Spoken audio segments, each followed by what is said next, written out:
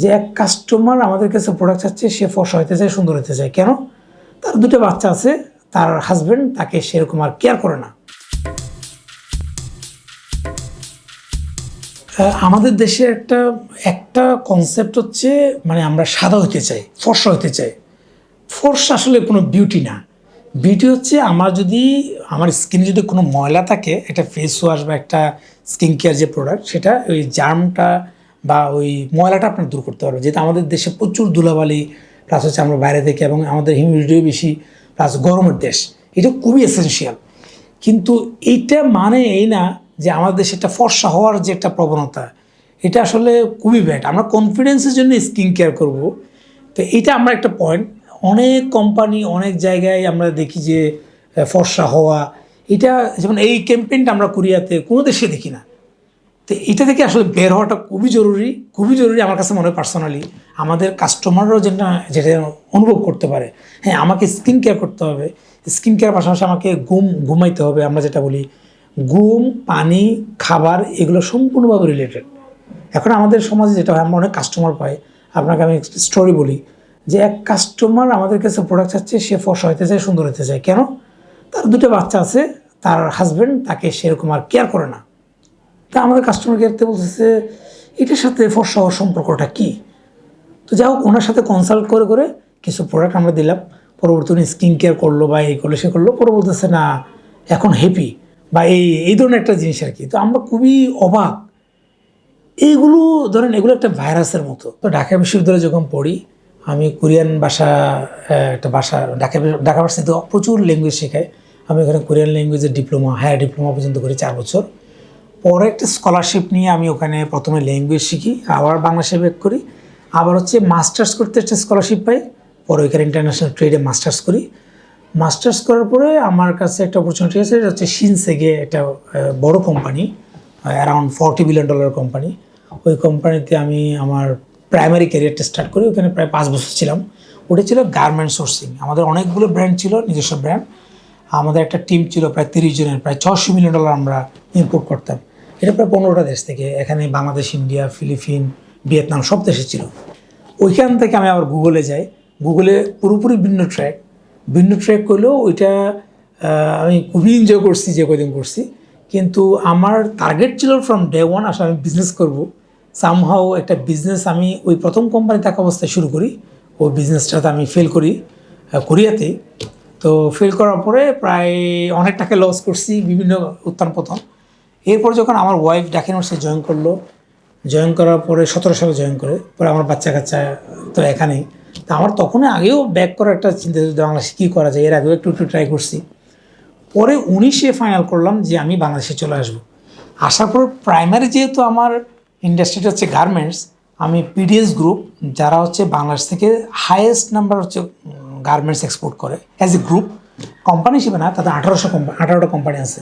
এটা একটি ইন্ডিয়ান বংশোদ্ভূত ব্রিটিশ ভদ্রলোক। তো ওই কোম্পানিতে একটা কনসার্নে আমি কোরিয়ানটা ওপেন করি, একেবারে নিউ কোম্পানি। এটা হচ্ছে টুইন্স এশিয়া FZCO আমরা বলতাম, কোরিয়া, টুইন্স এশিয়া কোরিয়া। ওইখানে জিরো থেকে আমরা প্রায় ইয়ারলি $20 মিলিয়ন পর্যন্ত অ্যারাউন্ড আমরা এক্সপোর্ট করি আর কি। তো ওইখানে আমি 22 সাল পর্যন্ত ছিলাম। যদি আমার কন্ট্রাক্ট, মানে আরও 1 বছর আমি কনসালটেন্ট হিসেবে ছিলাম। কিন্তু আমার এই কসমেটিক্সটা 19 সাল থেকে শুরু। তো আমরা ট্রাই করতেছিলাম যে আসলে কসমেটিক্স ইন্ডাস্ট্রিটা বোঝা, এবং আমরা বিভিন্ন ধাপে ধাপে pharmacist, chemist, doctor, even dermatologist আমাদের এখানে কাজ করছে পার্ট টাইম বেসিস, যে তাদের সাথে আমরা বুঝার চেষ্টা করতেছিলাম আসলে যে বাংলাদেশে স্কিন কেয়ারের কী অবস্থা, আমরা কীভাবে যেতে পারি। তো পরবর্তীতে দেখলাম যে এটা হিউজ একটা ইন্ডাস্ট্রি হওয়ার সুযোগ আছে। তো আমরা যেটা একেবারে ছোটো থেকে শুরু করছি, একটা 300 স্কোয়ার ফিটের একটা অফিসে সামলে, ওইখান থেকে আমরা 500 স্কোয়ার ফিটের একটা অফিসে গেছি। এটা হচ্ছে 19-এ জার্নি শুরু, 20-এ আমরা একটা 500 স্কোয়ার ফিটের অফিসে গেছি, 22-এ এসে আমরা এই অফিসটা নিয়েছি। এখন আমাদের ফ্যাক্টরি, ওয়্যার হাউস আলাদা, এখন এই অফিস, মোটামুটি 130 জনের একটা টিম এখন কাজ করতেছে।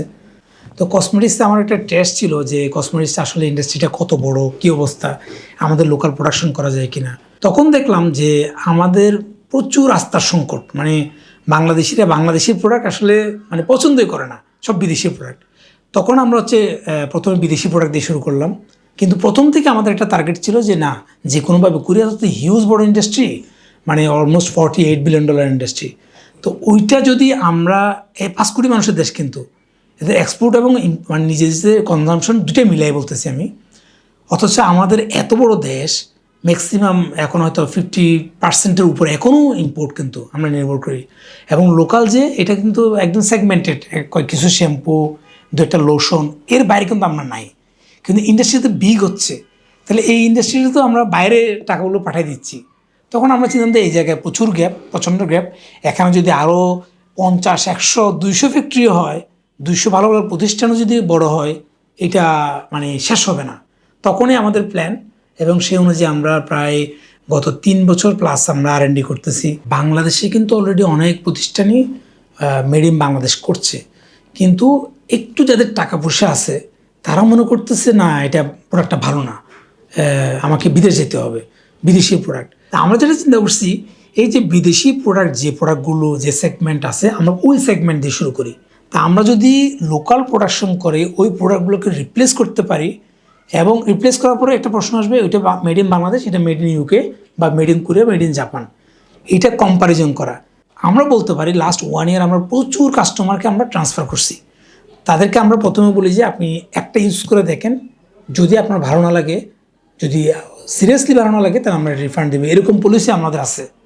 তো তখন প্রথমে বললাম যে আর মেড ইন বাংলাদেশ এটা, তখন আমরা প্রথমত BSTI বা বাকি সার্টিফিকেশন বা আমরা কীভাবে প্রসেস, এগুলো তাদেরকে বোঝানোর চেষ্টা করি। চেষ্টা করার পরে যখন ইউজ করে, তো দেখা যাচ্ছে তখন বলতো এটা তো মেড ইন বাংলাদেশে বানাইছেন আপনারা, মানে জিনিস কিছুটা আশ্চর্য হয়ে যায় আসলে। আমি যদি এই ইন্ডাস্ট্রিটা মানে এক স্ট্যাটিস্টিক একরকম বলে, কোথাও আছে $2 বিলিয়ন, কোথাও 1.5, আমি যদি $2 বিলিয়ন হিসাব করি, 20,000 কোটি টাকার মার্কেট। এখন এই 20,000 কোটির মার্কেটে আমার কাছে গ্যাপ মনে হচ্ছে, একটা হচ্ছে ইম্পোর্ট, আমরা ইম্পোর্ট করতেছি, সেটা বন্ধ হবে বা সেটা কমে যাবে। আরেকটা হচ্ছে এই ইন্ডাস্ট্রির প্রতি মানুষের আস্থা নাই, প্লাস হচ্ছে মানুষ ইউজ করে না, ইউজটাও বাড়বে, কারণ মানুষ সবাই এখন সচেতন, এখন স্কিন কেয়ার নিয়ে সচেতন, এটা একটা ব্যাপার হবে। আর আমরা যারা এখন ইয়াং যারা আসতেছে, তারা যেহেতু কোয়ালিটি, টেস্টিং প্রসিজিওর এগুলোর ব্যাপারে খুবই সচেতন। যারা এগুলো মেনটেন করতে চায় না, যে কারণে আমাদের মধ্যে একটা আস্থার সংকট, ওটাও দূর হবে। যেটা কে পপ, কে বিউটি, কে ড্রামা, এটা ওদের কালচারাল মিনিস্ট্রির একটা প্রজেক্ট, এটাকে প্রমোট করা। তো কোরিয়ানরা হচ্ছে একটু খুবই সচেতন, 1 নম্বর সচেতন, আর 2 নম্বর হচ্ছে ওরা বিজনেসটাকে, বিজনেস লাইফ এগুলো নিয়ে মানে খুবই মোটিভেটেড।